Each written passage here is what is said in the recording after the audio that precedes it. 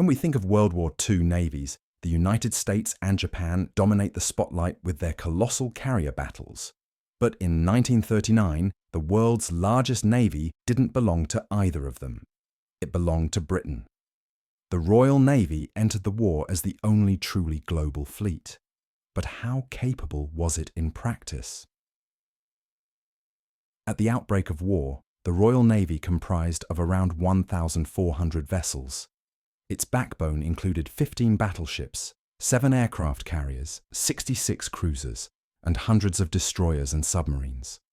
Admirals like Sir Dudley Pound, the cautious but steady First Sea Lord, and Andrew Cunningham, the aggressive commander in the Mediterranean, would shape much of its wartime character.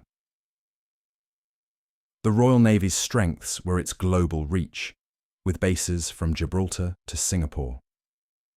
Its world-renowned reputation for professionalism and seamanship. Its numerous powerful capital ships and their supporting units. But it also had weaknesses.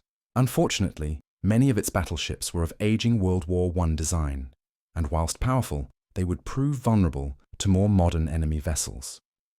The Royal Navy's aircraft carriers were few and lightly armed, and British shipbuilding capacity to replace heavy losses was insufficient. The survival of Britain hinged on sea lanes. German U-boats led by Admiral Karl Dönitz unleashed devastating wolf-pack tactics. Between 1939 and 1945, over 2,700 merchant ships carrying food, oil, and weapons to Britain were sunk. At first, convoy escorts were too few. Destroyers like HMS Acasta and HMS Ardent sacrificed themselves against the German battlecruisers Scharnhorst and Gneisenau to protect merchantmen. The sinking of HMS Courageous and later HMS Ark Royal by U-boats showed even capital ships could fall victim. Wolfpacks devastated poorly escorted convoys. In October 1940, convoy SC-7 lost 20 of its 35 merchantmen. Britain was already bleeding ships faster than it could replace them. After the fall of France, U-boats operated from Atlantic ports like Lorient and Brest, extending their reach. In 1942, the second happy time began. U-boats ravaged US coastal shipping, even sinking tankers visible from American beaches. By 1943, the tide turned. The Royal Navy and Allies introduced escort carriers like HMS Audacity, which provided vital air cover. Long-range Liberator Patrol aircraft too were able to close the air gap. And better weapons, like the Hedgehog mortar, were able to engage U-boats more effectively. And finally, Alan Turing's breaking of Enigma let senior Royal Navy commanders like Admiral Max Houghton coordinate escorts with deadly efficiency. This enabled aggressive escort group commanders such as Captain Frederick John Walker, whose second escort group destroyed 6 U-boats in one patrol. In Black May 1943, the U-boats lost 41 submarines in a single month. From then on, they were on the defensive. Britain's survival was secured. Beyond the Atlantic, the Royal Navy faced the Arctic convoys, supply runs to the Soviet Union through freezing northern seas. These carried tanks, trucks, aircraft, and fuel vital for the Red Army. Ships were encased in ice, threatening to capsize them. 24-hour daylight in summer made them easy targets for Luftwaffe bombers. German heavy units, Tirpitz, Scharnhorst, and Lützow, lurked in Norwegian fjords. In July 1942, the ill-fated convoy PQ-17 was scattered on Admiralty orders, fearing interception by the Tirpitz. German U-boats and aircraft subsequently destroyed 24 of 35 ships. It was the costliest convoy of the war. Then, in December 1942, came convoy JW51B, better known as the Battle of the Barents Sea. A small escort of destroyers and 2 light cruisers under Rear Admiral Robert Burnett fought off the Hipper and the Lützow, protecting nearly every merchant ship. Hitler, furious at the failure, lost faith in his surface fleet. Convoy JW55B in December 1943, escorted by Admiral Fraser, lured out the Scharnhorst, which was then sunk in the Battle of North Cape, finally ensuring the safety of the Arctic route. In total, over 3,000 merchant ships reached Russia via Arctic convoys, a testament to the Navy's endurance under the harshest conditions. The Royal Navy's record at sea was mixed. It achieved an early victory at the Battle of the River Plate, when Commodore Henry Harwood's cruisers forced the scuttling of the Graf Spee. And the sinking of the Bismarck was another triumph. After the horrifying loss of HMS Hood, Admiral Tovey's fleet hunted down and destroyed Germany's pride.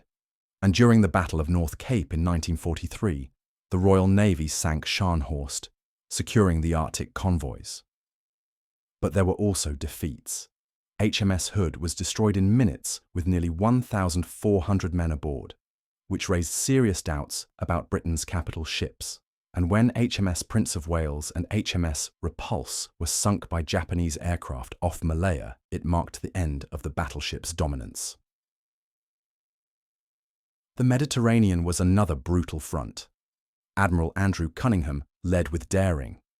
At the Battle of Taranto in 1940, aging swordfish torpedo bombers crippled the Italian fleet at anchor, an inspiration for Japan at Pearl Harbor.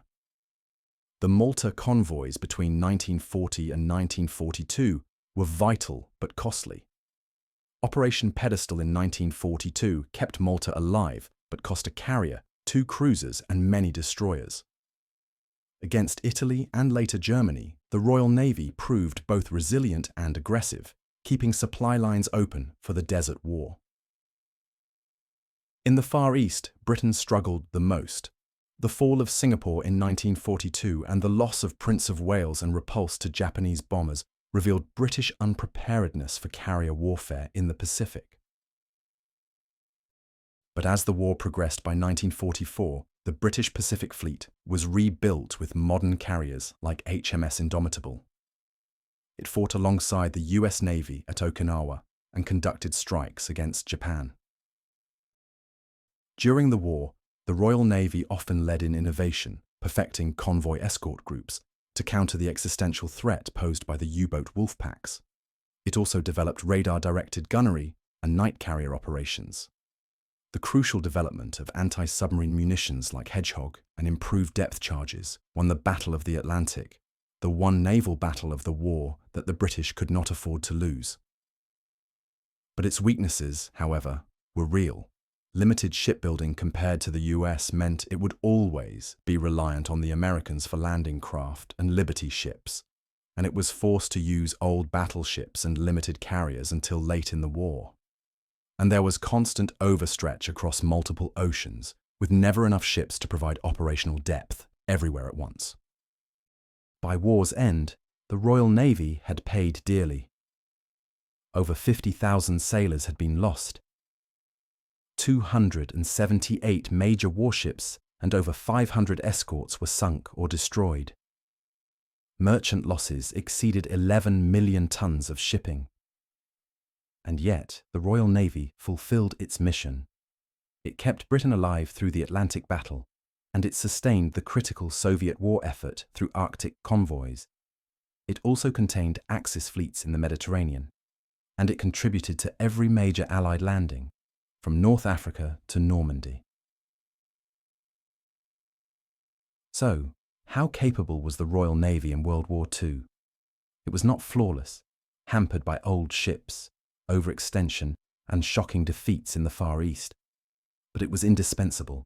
Without it, Britain would have been starved into submission, Malta would have fallen, and the Soviet Union may have struggled to hold on. The Royal Navy entered the war the world's largest fleet, and though it emerged overshadowed by the United States, it had done its duty, holding the line in the darkest days and ensuring Allied victory was possible. If you enjoyed this deep dive into the Royal Navy's role, let me know which navy you'd like covered next: the German Kriegsmarine, the Imperial Japanese Navy, or the US Navy. And don't forget to subscribe for more analysis of the Second World War.